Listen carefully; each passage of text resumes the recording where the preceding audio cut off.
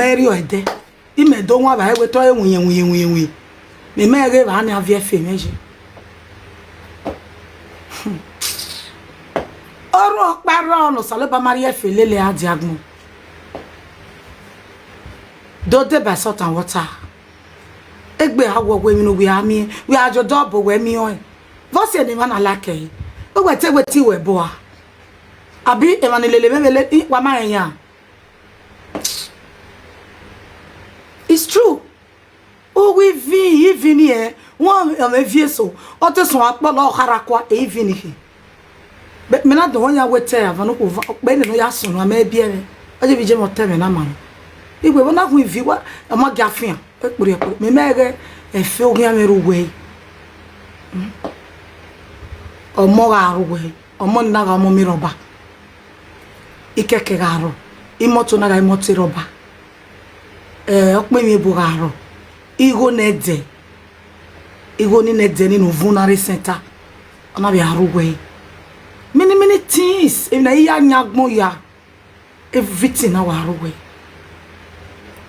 ijani yesige na woni here we ma wa seva ona wa de o gbim o de tin ya mo gbeto ma be no ya sunu it ma here de ya nana okay like 2 to 3 minutes ni maseva ona wa degboto so me je no oh ita ne sike we ge ni ero diary e na no dena we fe we ru we fe me ru we ba be fe yare kene ne nwe na ya we ni we ami ba la re we ya mu ho mare no wa tie pie so ni wa robo no pa we ni ya mu ho mare e na wa so avai e na wa sile mi ladi na weje na bete o wera me manana ina we ye vina na ha we mana fi weje o ma te all logogbe gwa me go no buru o na bere efe we mai abere efe wa no bu wa e go bo we nwa o nu nwe ke na fi weje contact me in ka ma we no ya we e dey prayer no we no ya tinya go giaso iya gwa be zese no we be ze wanera free no so fa no bo we wa won etuga ori yawo o mo so ka mana ka na ya de iya bo no ma no bo e ma wa iya bo no ma no ri yawo wa iya bo no ma no we bo dan iya bo no ma no gbovo we give her help iya ko sata we no wa we iya jo o bo we na gele nwa wa mi we ni ka wa ge ko me ge pa do boss e se ija ni yesige ni joba e mota no ka wa we le wa tiyan a picture na odo pe okay they the new one na wa pe o they the old one wa pe o anyone who really like odo ya kan ha we wa ya neru nenu ri yo tete pillow ko 7 days ire egbe ran we egbe mara we wo se egbe mana be ran we ya be buwa de do zese aga be gba lowe maybe anajiri gba lowo bo gba lowo we nuga etizo wege iya be do ran we efe wa bi arezi o tin ya be yaran we eleji opa owera no kwa eya na bere efe ya iya bere ba idi ore eri ya no nya gi ogberin we ni omo na ri bia be gi ogbe na iya mi alago down ija ni esigo le la ri ewu yan ya na vule ya ladia owo ara ke ni amuladia ake gele wa gele mi opo ma wo wa ni opo ma we so wo yan wa ara ke no ya vuladia wo to wa ti o to igede gbe ni agbale ni ayaji da ya na agba wo mo komo na ri bia wo wa na ya zo wegi ala bere eba ohun mi ana eweta bere eji uwan abere eba ohun mi wo to bete moniro wa ni amai o se ni mi ana logo wo gbe se wa jo double obogwa ogwa enwe na keje ogwonu ya wera bete yen ti mi di ri one we we kene ze yen ti mi eni ni ka otamo ma obo ta mo ma ni me ya so rie mota ni me ya rie mota la jare di ala de atucho salobo emi ni memie me won no time ma we de emi no ladi awe gbe me salobo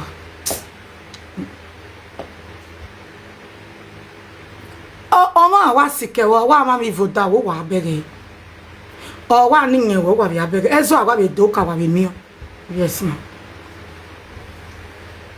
but wa we prayer na I say Morocco ya vie anwanyo ya vie e ni no me ke na abege imi ya no sunu we ga vie ne o do ame one kind strong spirit adu we do feel worrier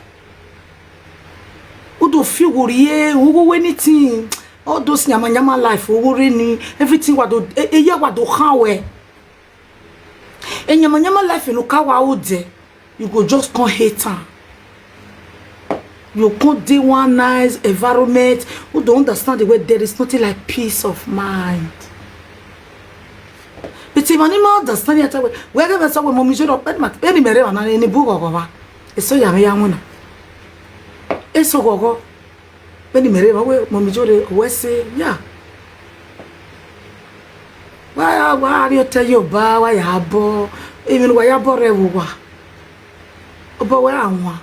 Uma webo dada o tere o magbo mami o ma plan niveau dam tout eni ka o bono ma awo ba tie bo eni ka o gwina ito oge jana bi ma to re ni na wenu wato tie eni ka o ba tie bo eni ka o gwina anu me wenu wato tie eni ka ko so semi o senu wa imina ya na mia e wa mimia oni ege ya o when no aruguje e ya do mu gbala kanu no ya tore o when taje we wu se e ya ke we wu ni different things ya wo no wa to pa no bo we wa nwa awa tie ni ka o tedu me ma kan ede imabe ede na aredo ano no imae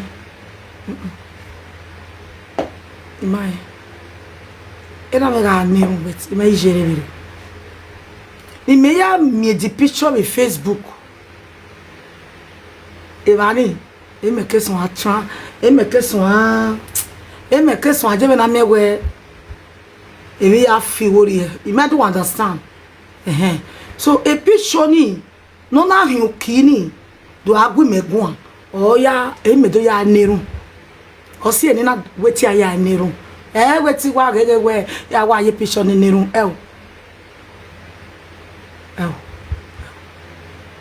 ekene zekelu go pata mu wana ni dia na do apie mame odukun e me ya na do ya neru e mota ya ma apie mame very idia you understand so you know a picture na me power me wa gbe mi ye Facebook or wa do ari so do agunmegun so meaning there is something there oji ya hold the picture for many years adi agele ya kan wona ya bo wa mo a problem ya ro ya wa la prayer ya gbe ma ya oni ado boze se da de mama ni ya mama ya dio no nya mame ibe tamia enika o wa we ya na nya mame o we ya gbe mi ya wono na wa bu mere so that to nya me ni no nya ni enika o ya gogo o da wa gbo me to overcome it gbo we won ajo bo no gbe won ayo bo na eku ya ti enika o bo no wan but we mana won wa atiyan yen de yen re wa ojo si so ma un lele me ayo bono gbe won ya ti eni kan never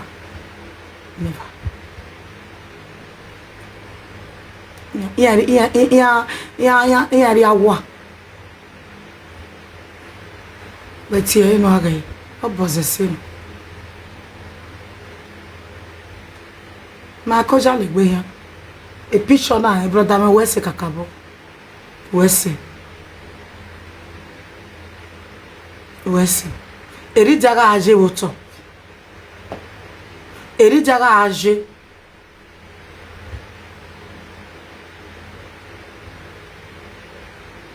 ma bege face ogo ma bege ogo ina mi aga dada here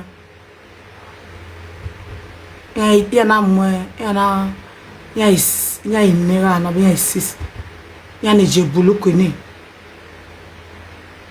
Evani naga egwanede ya na atie bone ime de towo bete tikpele bo ga ro hu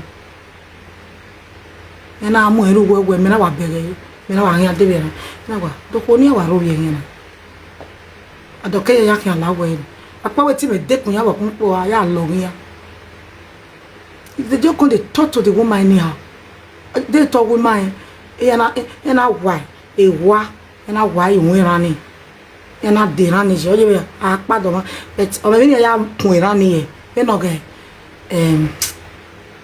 ina ni na mi guy ni he oye ni ari na jo ya na mu yo ya jaja muru we ya na bet ya ni ma respect ya na tie bono mi many things in yata iwan emi ya wow abi mi me obi ege oh god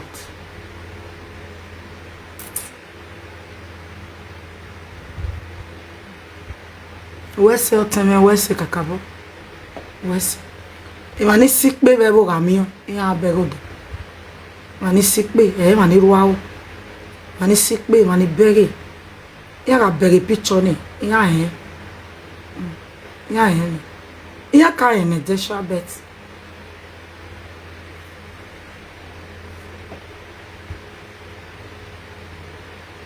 ibiado wa gogo ki jore la jan be go kwa truth agogo wa ya fe ni mi son lele mi wa worry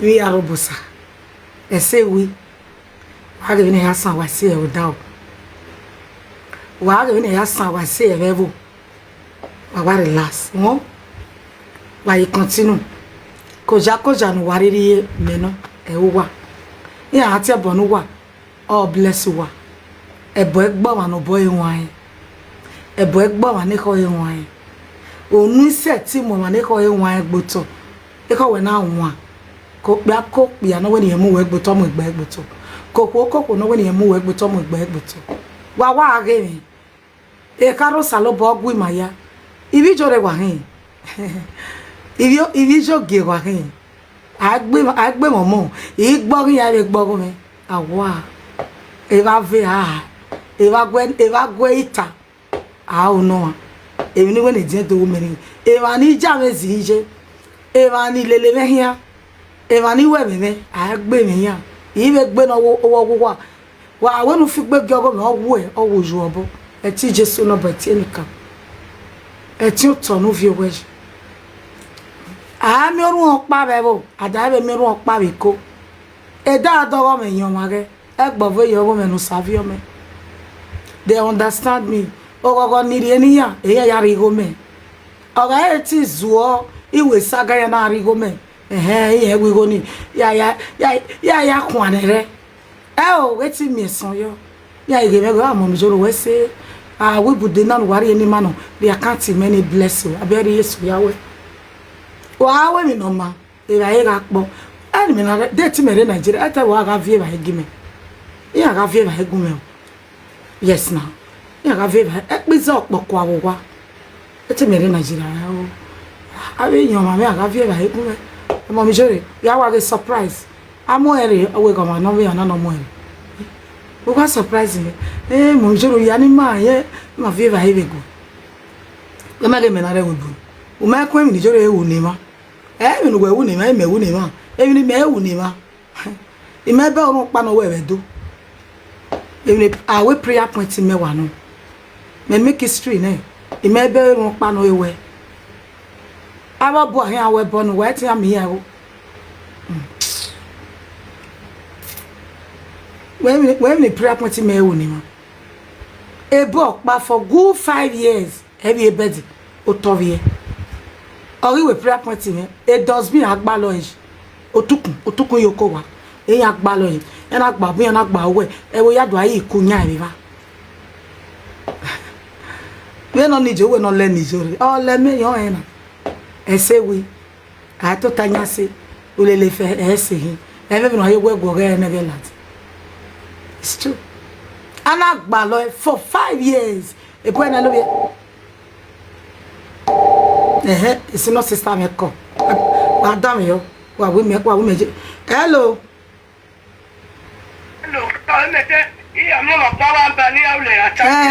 hello hold on mama mere live video aga ne ni na tira me bo hin awu wa eva na re room oge de me nira me tama me o de tiri ga no giaso no mudia osis mudia je mudia mama mudia osis no make na clear Adam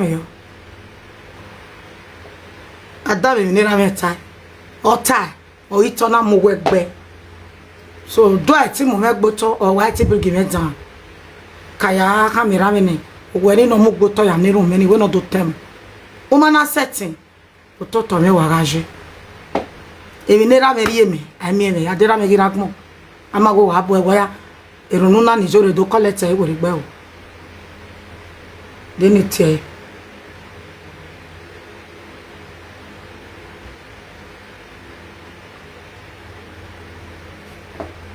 I'm a blessed child. Don't jealous me. Damn, no more zeta. The tiri vason. Ukumono fire era me. E mama mai be mu. Monya na ni na better we atele the other one. I'm not that busy.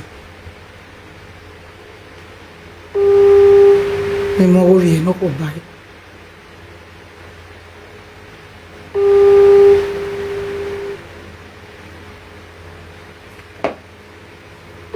Don't jealous me. I work for my money. I don't eat free money unless it's not jam. Ira. Ga me so ni e gbe ya gbegbe age. Oya we runs. We no pe apala jan we me ni ke di maye na be wasa. O me na mi yego. Ina we are magijo we no laja no ta never anya mo no magbe pan amagi mu me akenoje ko tiene dame yo hello igwe ni mu amaku me mu we dame yo ega nu gwa bera me na ru ogwa ni na tiwa okegu be de igbe de mi nera me sira we ta ma me be fun no le runu abi no na ne ru me no le runu egbe oye uya me pe ele we pe wa me go pe ti yo fo ti ele we èmi do pa we daga comment que ya we to mo bai ota mo te lo be je ti yo fo ti abe ya ku e to akoko o ja to ga lo emi o me tele derio ti wa da mi yo Ada igbe ona wu. Ona wu dey for. Era me we ga bie. O we te di owo. O ti yan celebrate. Yeah. Be what am o te di owo. So very last. Saloba onu wa ya te maga no ma bie gbabo. O tedu.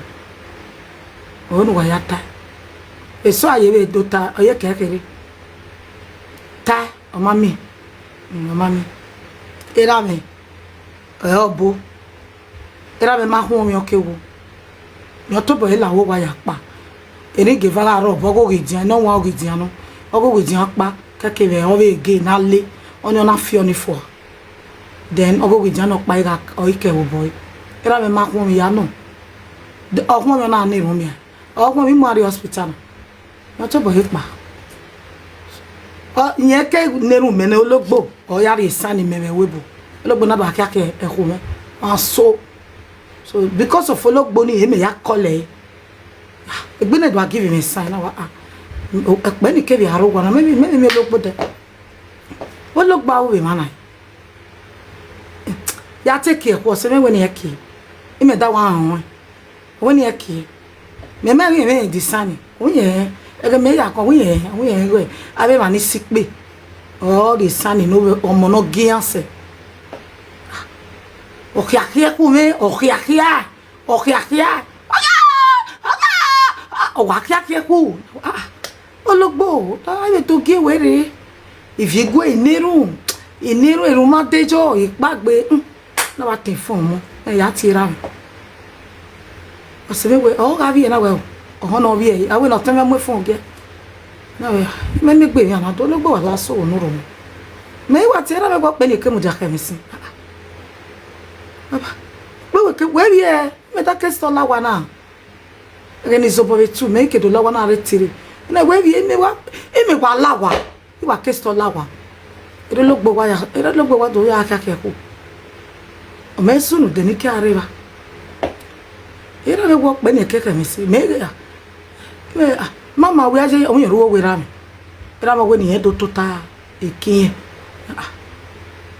ye to tiri wa ye well oni enirun me na wa nirun me o se nu we mana bi ologbo so nu ro me baba o se ni na ti we you understand I want to see ologbo ayo wo pa ba ma gele gele gba gbon me ologbo me gbe ki ake ku o me gbe so na baba ologbo ki so o ye ma ka ma me ma go pa o so nirun me so wa ya fe no je mo game o wa be gun me celebrate o wa be gun me gbe pada o wa be mu picture me la jan wa be ijore a class saloba o be we no be we ni ma ho emi no saloba ri ni ma ho e be bo ime mo so be ha mo go me wo kwe ti ri no go e na be ri ni mo go o ho no go me late fo Honey married a yogomi, or yerime. If I saw no ready, if I saw no in a van, if I saw no in a water, a yard will be no one. I go tell Yari Nana. And I will in the Sierra water. Or the any money boom go we. Maybe when we're going to go we are in the way. When I will John, Javi Peter, go we are in near. A day away. I walk bomb a book, a go tired in here. No zingbe ko he o especially on no wi lo ne e go ta o yari ni do wa mana na no wa wa ya go me go e be mo wa go me go e blame wa because wa me be no wa ya gi me be ra ya ganu ma bia o na ye me ro abi e hu bo eri momo no problem we me zi mi jo de no na ga de hu bo me momo so iyen we no de zo se no na ta oni yemi ropa wa gun me gogo onu no tajo o be tari ope itani ki aro awe onu wa tajo o be tari otu ya no gi ewe ya fefe ya be gogo ope no ke exist ama mi be na ya no salobo amo ero ya ri no ogo maybe oga kota imeji esito oga kota meji abe set me so ga resito we no see me na sito we yen na bi me na be meji na sito ta meji ga sito we na o re bie o mo na be re bie maybe o we gbera 30 cm or 40 cm na ga 30 cm o ga re bie na from 18 at 20 25 then o ga bie 34 na ga sit avant sito ta na ga from 40 cm any sito ta I'm going to yari no mama no we are in wavan mama no wavan or in water so utayero ebe me o karuwe be no wan e go ta yari nana o yari ni sir the most important thing I know I am. I'm a great woman, a lion. Work my do.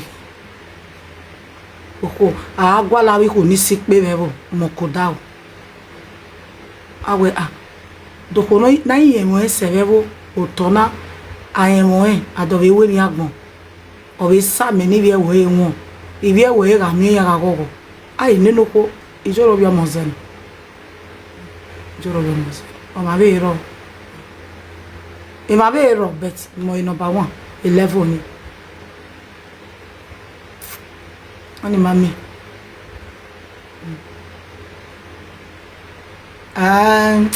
I force more na wa force we wajo e doctor wa wo sale ba manari oboje gba yi o ne no ma no wa we ovie ma ji oviaru 100 and o ni na gba we wajo bo we meti we e gba we even the doctor is surprised.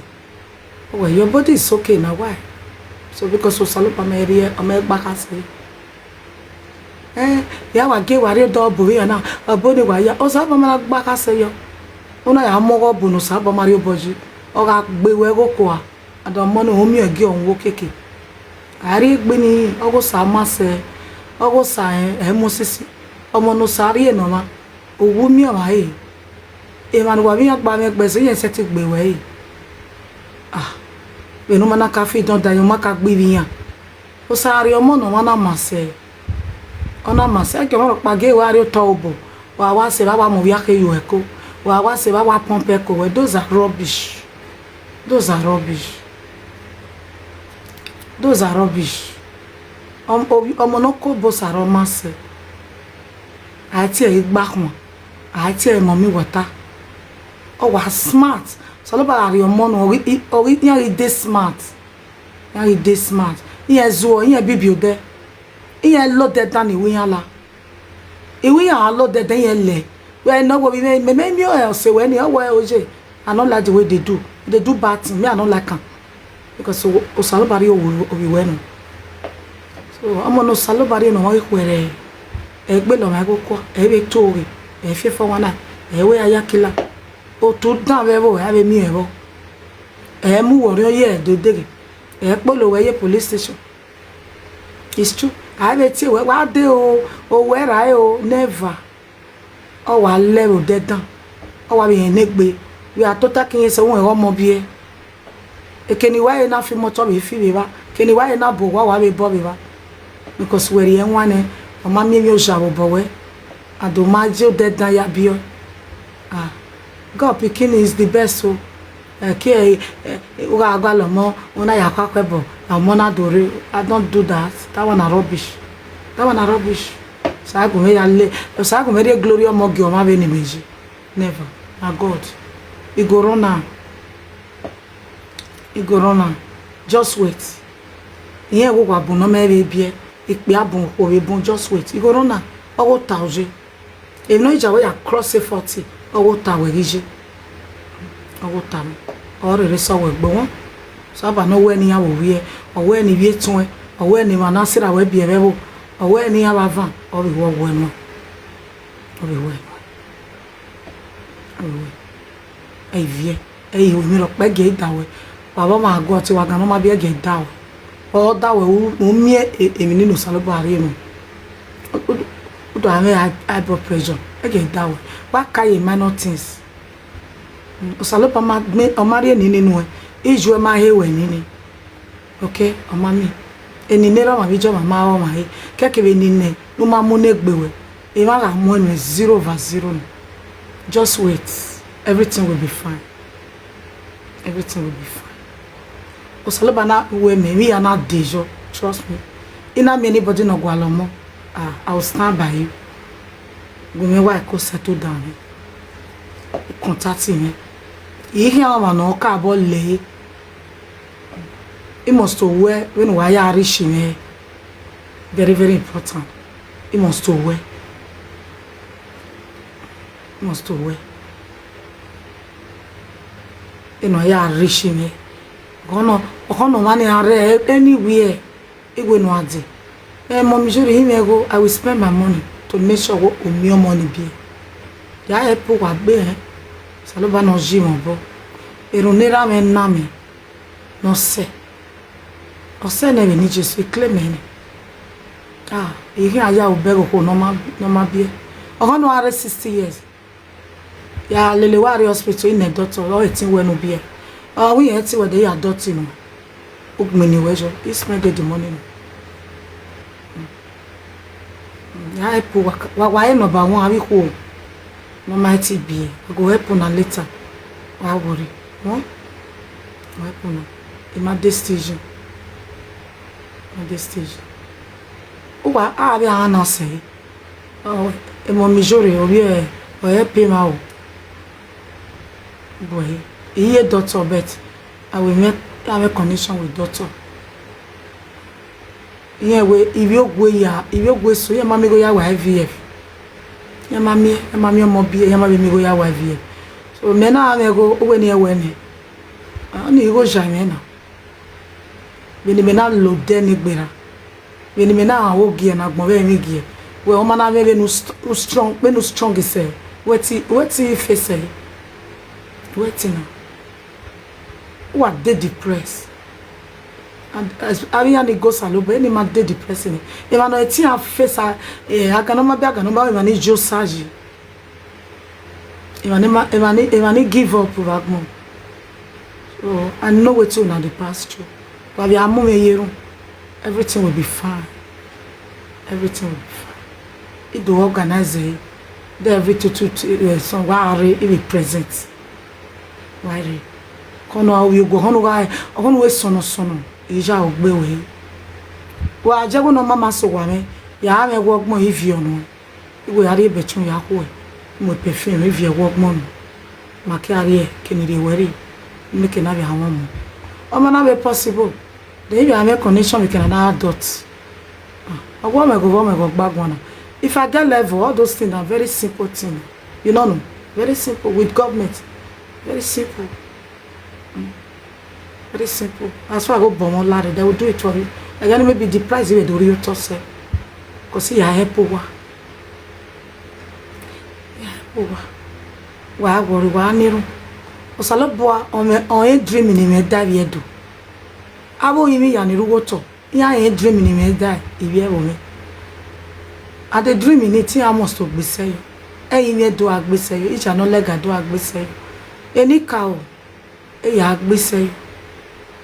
I am here to save the poor, especially the poor people.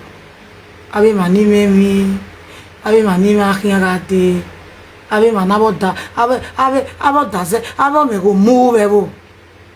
Ikwe na muwa o. Unless go ma bumere. O daze na ako we na bumere. Me face o daze ni. Itama wo wi me no si ai. Oimeno si aipa watok be baba okele se wa so fagera bugara akwe yega I say why wara okeke no jega so that why lajane unwe wara be o oge umara baba wa me misunderstanding o se wa yo wa bumere ito bo me contact you o se wa because wana je na mewe we Africa we yokpa o te dokpa ya rewe won marokpa they would like to impress you and the malake na yoma na ye oyogo ya kin sniff. I hate it. We are all serving one God. Oyogo na rewe wo magba na ai menu sa pa na we do tie me ladia so saloba ga ti me ega no ya tie me yeru wagmo o se ni ki na be tie ma o yeru wagmo kegbe me na ari e bai o me no mai ku for 10 years o ga se keni jo won am egbe yin we no pobo no go meri o igwe Bridget bring water come me take wash your hands igwe no me ni pobo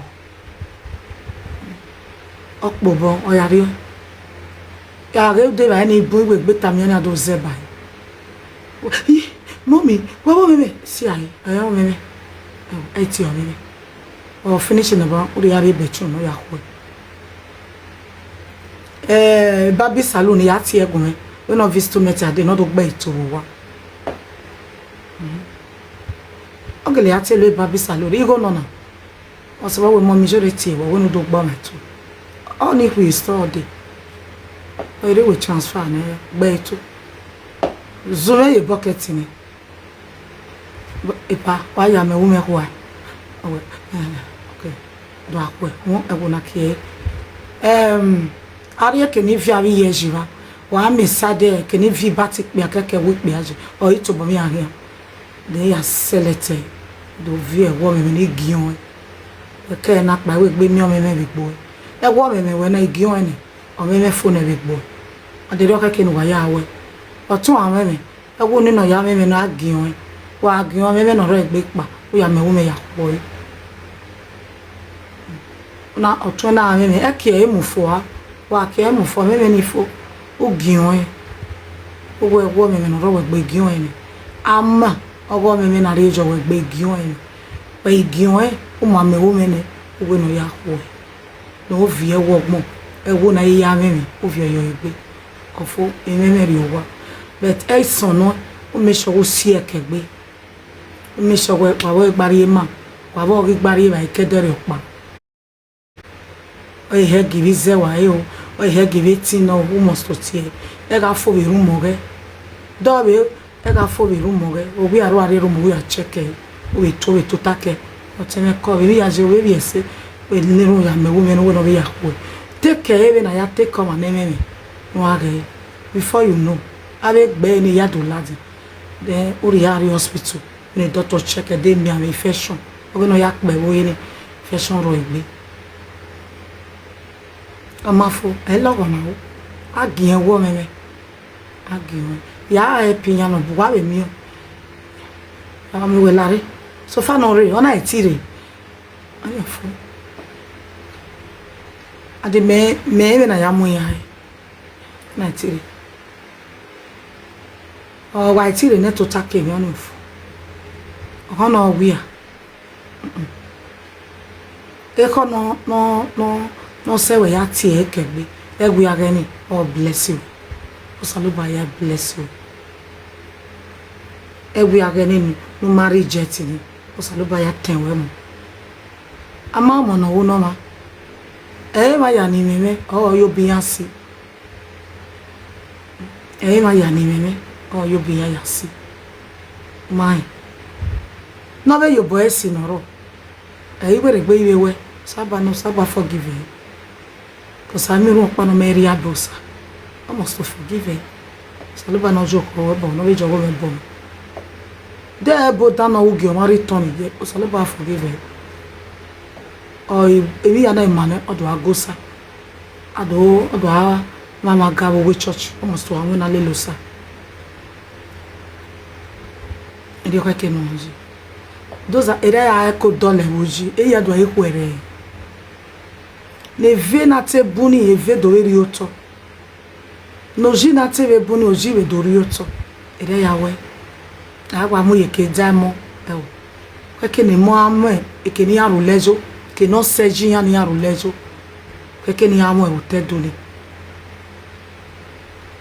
kono meje e ije ya ije on me que non seje que non jo o mi vai non seje ne we ribude ne ari o je ki ne be na o jinwe na ne o push e no ri ngono o push e no ri ki ije ne me go no ya agreement ne mo e seti tamomo no mo ya we ngono ije ne me go no ya zige school no mo e seti tamomo no mo ari school ni menata me se we jinwe na ne ihe wo wi ma mi go ni yari ngona ya tiri ne ije na me go no ri no mo